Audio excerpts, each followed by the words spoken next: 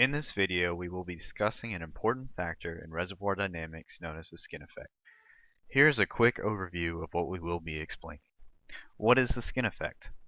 Negative versus positive skin factor, damaged formation, stimulated formation, open hole versus case completion wells, total skin factor's effect on flow rate, and why it matters. With all that said, let's begin with what is the skin effect. The skin effect is defined as a dimensionless factor that attempts to resolve the difference between ideal theoretical well performance and the reality. Skin is a very convenient way of evaluating and ranking well performance, which is the ability of fluid to flow into or out of the well. This well performance is influenced by the resistance of the formation, the viscosity of the fluid, and the additional resistance concentrated around the wellbore resulting from the drilling and completion technique employed. The damage done to the well during drilling operations creates a lower permeability in the immediate area surrounding the wellbore than the formation. This results in a discontinuity in the flow of the fluids once this barrier is reached, and the greatest pressure drop takes place in the fluids flowing into the well. Now that we have described the skin effect, let's move on to the two types of skin and their properties. Positive skin indicates a decrease in permeability in the area surrounding the wellbore. This area of the formation is considered to be damaged and results in an increased pressure drop and a decrease in flow rate. Negative skin value indicates an increase in permeability in the area surrounding the wellbore, hence a stimulated reservoir. Positive skin factors result in a decreased pressure drop across the skin region and an increase in flow rate. It is impractical to have large negative skins because it results in an infinite flow rate. We know that ln of the effective radius over the wellbore radius is about 8. Therefore, a skin factor of -8 would give an infinite flow rate. As mentioned in the previous slide, there is a negative skin factor indicating stimulation and a positive factor indicating damage. The graphs pictured depict the pressure drop across the reservoir as fluid flows towards the wellbore. The graph on the left shows a damaged formation. It can be seen as the flow reaches the skin region, pressure significantly drops, thus there is an increase in the total pressure drop. The graph on the right shows a stimulated formation. It can be seen as the flow reaches the skin region, pressure increases, thus the total pressure drop is decreased. So now let's talk about damage and stimulation in a little more detail. Let us begin with damage formations. Reduction of permeability can be caused by the invasion of drilling fluids into the section of the reservoir surrounding the wellbore. The mud cake and mud filtrate act together to reduce permeability. The drilling fluid invades the pore space, partially plugging the invaded zone. Additionally, when water-based filtrates from drilling and completion, workover, or stimulation fluids into the formation, clays may swell, which clog additional pore space, reducing permeability. Along with this, ion exchanges and changes in salinity may also cause swelling. Before casing is run in an open hole, the mud filtrate invades the pore space near the wellbore and is lost to the formation. During the cementation process, the cement slurry usually has a significantly higher density than the mud. Therefore, there is a tendency for invasion to occur. After cementing the well, perforating is required to produce the well. During this process, the perforating itself also does some damage to the formation due to the crushing of the rocks surrounding the perforations when they are fired. Now we will review a quick video from Clariant Oil Services to help visualize the effect skin has on flow rate and production levels. Ideally, during production of oil and gas wells, there is no skin factor. This is when production levels are at their maximum. As the pores near the wellbore continue to clog and the permeability decreases, the skin factor becomes more positive. As shown, this results in lower flow rates and ultimately decreased production levels. Contrary to a damaged formation, it can also be stimulated, which increases permeability by two methods, acidizing and fracturing. Stimulating the well results in a negative skin factor, increasing the effective wellbore radius and therefore increasing production. Acidizing is the process of injecting acid into the formation and allowing it to dissolve the material clogging the pore space. Matrix acidizing is typically used in repairing skin damage because it only affects the area a few feet from the wellbore.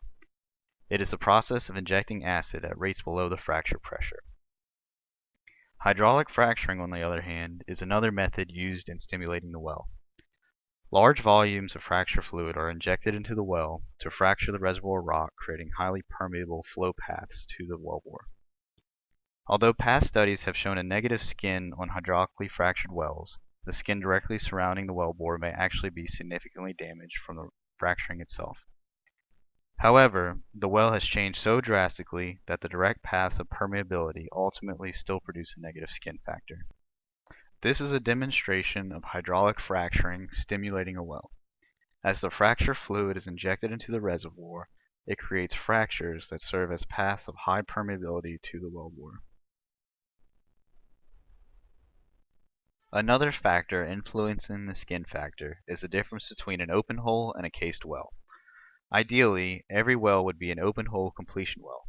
They are less expensive because they do not require the well to be cased and cemented all the way to the bottom of the well, which costs extra money. Open hole completion wells also have much lower skin factor because there's not cement invading the formation. Despite this, open hole completion is not always an option. Due to the possibility of formation fluid entry into the wellbore, many wells must be cased and cemented.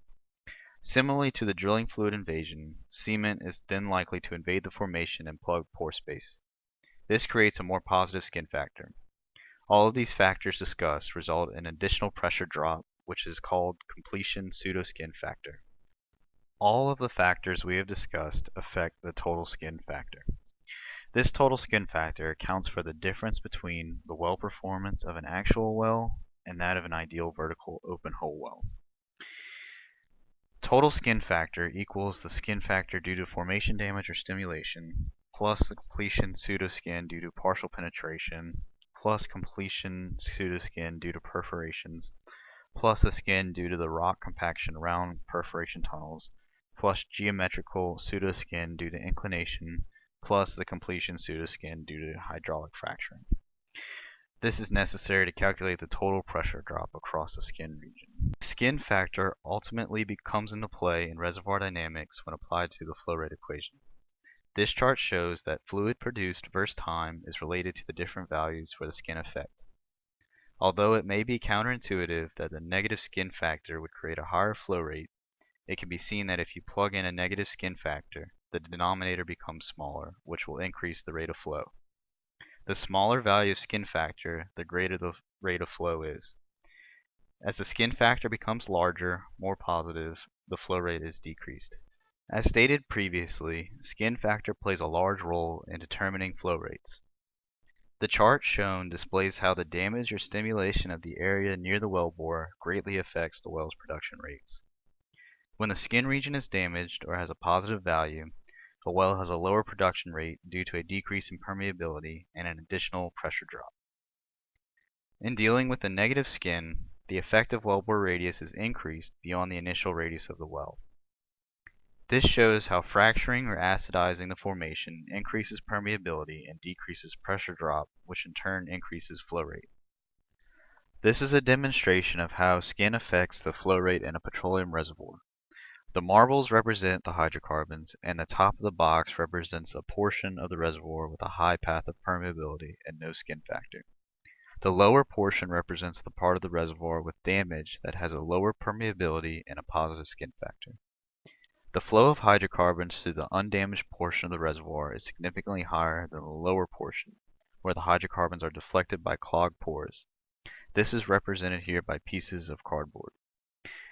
Here is a brief video of our demonstration that has been slowed down to help show the effect skin has on flow rate.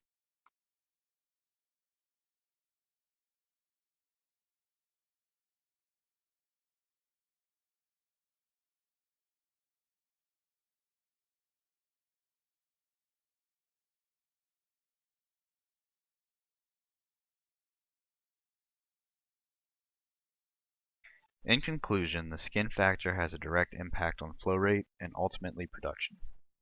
Positive skin indicates a damaged well, which hinders flow rate, while a negative skin increases flow rate.